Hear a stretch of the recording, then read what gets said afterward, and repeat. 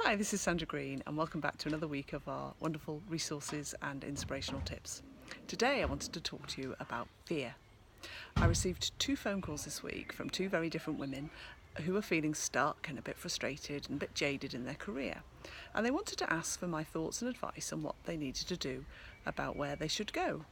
Now, what became abundantly clear to me as we were talking about their careers and what they wanted was that they both actually knew what they wanted, but fear was holding them back. And fear is a very powerful emotion, and fear can stop us from becoming the great leaders that we should all be. So let me tell you a little bit more.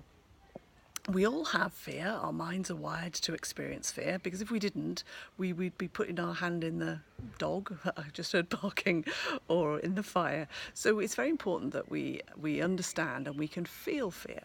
The problem is that we become led by fear, controlled by fear if you like, and our mindsets start to worry, panic, scared, procrastinate, and we don't want to move out of the things we know, move out of the comfort that we know. And I was reminded of a book that I read a while ago called The Big Leap, which I would highly recommend, The Big Leap by Gay Hendricks. And in the book, it's a great book all about fears and how you break through them and so on. But in the book he shares various different fears that we have, and I want to share a couple with you now. There is a very real fear that we have, and Gay calls it the fear of feeling fundamentally flawed, all those F's. But essentially it's a bit like the imposter syndrome. We're very fearful that if we step forward, then we won't be able to cope. We can't do the job, we won't be able to do the role, we're going to be sucked under. So it's better to keep ourselves safe than to fear failure. Very real fear. Another one he shares, which I think is a very common one as well, which is interesting when you first hear it, is the fear of being lonely. And this is an interesting one, because the fear of being lonely is that if I achieve the success and achieve the life that I would ideally like, I'm going to leave people behind. So let's say, for example, I'm a top female earner, I'm earning 6 figures, maybe even higher, and I decide I want to give it all up and travel the world, or become a teacher, or do something in my community, or run a charity, or something. That's a very powerful desire, but also can have quite big consequences for people. And there's a real fear that I'll be left behind, I'll be alone, what will others think? Do I really want to take that risk? So it's much easier to stay with what we know. Now, Jack Canfield defines fear as fantasizing reality. No, I've said that wrong, haven't I? Fantasizing. Oh, I've forgotten now. That's terrible. Basically, fantasizing experience that aren't real. Oh, I got there in the end.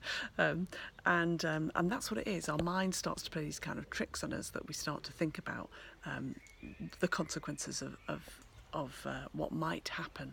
So here's the thing. Here's a tip for you. What I'd like you to do is to jot down. Well, there's 2 things I want to share with you. First of all, jot down how realistic is the fear that you're feeling. Is it really going to happen? Is it a real, what's the sort of 1 to 10 scale of whether that could happen for you? And then secondly, I want you to write down what would be a small action towards shifting that fear. So, for example, if you're fearing applying for a promotion, then perhaps the first action you could say to yourself is, well, maybe I can dust down my CV. Maybe I can talk to a few people about what it's like in that role. Do you understand what I mean? What I'm trying to do is get you to think about, what action could I take that is going to move me towards a bigger thing, without me thinking all these awful consequences that Jack Canfield talks about. That's what I want to talk to you about today. It's a beautiful, beautiful day here in Cheshire, and I want to close by saying, think about your fears, think about what's really holding you back, listen to your intuition, and two books for you. One is The Big Leap by Gay Hendricks. Dig that out and read it, it's great. And secondly, there's a super book, it's quite old actually, but a super book by Susan Jeffers called Feel the Fear and Do It Anyway. And that, as a quote, is something that you should have as your mantra. So go out there, feel the fear, and do it anyway. See you next time.